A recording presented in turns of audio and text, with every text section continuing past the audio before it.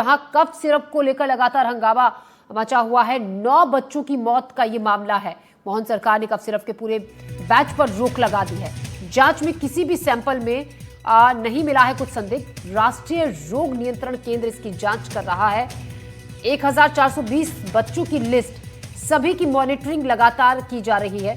तो छिंदवाड़ा में जिस तरीके से शुरुआत में बताया गया कि कुछ बच्चे जिनको हल्की सर्दी खांसी जुकाम थी और की शिकायत थी, हल्का बुखार था, उन्हें डॉक्टर ने दवाई दी और कफ सिरप लेने के बाद सब में सेम सिम्टम्स नजर आए। उनकी जब उनकी तबीयत बिगड़ी तो इलाज के दौरान मौत हो गई। लगातार ये आंकड़ा बढ़ा, पहले 7 था, फिर 2 और बच्चे इसमें इनकी इलाज के दौरान 2 और बच्चों की जान चली गई।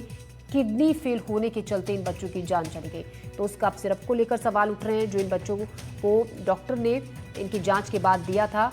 अब आपको ये भी बता दें कि करीब 1420 बच्चे ऐसे हैं जिनकी मॉनिटरिंग जारी है। आकाश इस खबर पर हमारे साथ जुड़ रहे हैं ज्यादा जानकारी के साथ।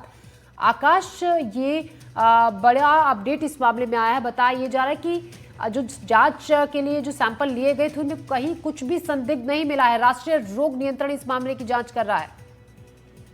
बिल्कुल, देखिए अब तक इस मामले में कुल 9 बच्चों की मौत हो चुकी है और जो बैच सप्लाई कफ सिरप का हुआ है उस पर सरकार ने पूरे बैच पर ही रोक लगा दी है।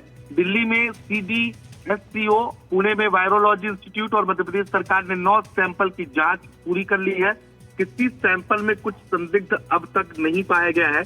तो सवाल ये उठ रहा है कि आखिर बच्चों की मौत कैसे हुई। राष्ट्रीय रोग नियंत्रण केंद्र NCDC भी इस पूरे मामले की जांच पड़ताल कर रही है और अभी भी जो 1400 बच्चों की लिस्ट है उसको लेकर भी ये जांच की जा रही है कि जो 1420 बच्चे हैं वो सर्दी बुखार और जुकाम से प्रभावित हैं।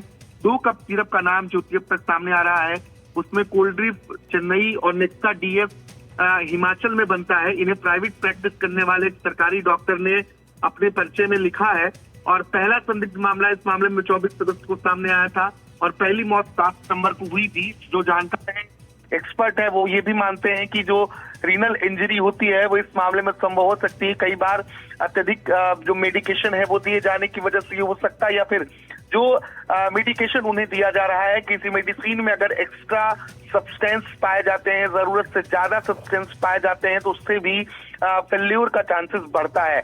लेकिन दवाओं की जांच में अगर अब तक कुछ संदिग्ध नहीं आया है तो निश्चित तौर पर आप इस मामले में जांच और आगे बढ़ानी होगी कि आखिर इन बच्चों की मौत कैसे हो रही है, क्योंकि पोस्टमार्टम रिपोर्ट भी हुई है।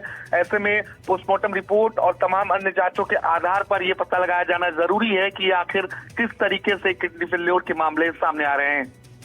आकाश, ये और चिंता की बात हो जाती है कि जब सैंपल्स की जिनकी जांच की गई NCDC की तरफ से और उसमें ये आया कि उन दवाओं में ऐसा कोई भी सब्सटेंस नहीं था जो मौत की वजह बन सके।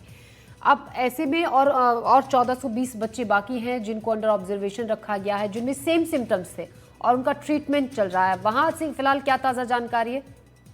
देखिए, फिलहाल उनमें सर्दी जुकाम बुखार जैसे लक्षण सामने आ रहे हैं, लेकिन अभी पेरेंट्स को सतर्क रहने की जरूरत है। बिना डॉक्टर की सलाह के किसी भी तरीके से जो दवाइयां बाजार में मिल रही हैं उन्हें देने से बचना होगा। इसके साथ ही डॉक्टरों को भी ये ध्यान में रखना होगा पिछले जिन बच्चों की मौत हुई है उनकी रिपोर्ट्स के आधार पर उसके पीछे क्या कारण रहे हैं कि अचानक से रीनल फेल्योर हो रहा है। तो इन तमाम बातों का ध्यान रखते हुए इन सभी बच्चों का इलाज भी किया जा रहा है और उम्मीद है कि जल्दी स्वस्थ होंगे। जी, शुक्रिया आकाश जानकारी के लिए। तो अब उम्मीद की जा रही है कि बच्चे जल्दी स्वस्थ हों, क्योंकि बच्चे अभी अंडर ऑब्जर्वेशन में हैं।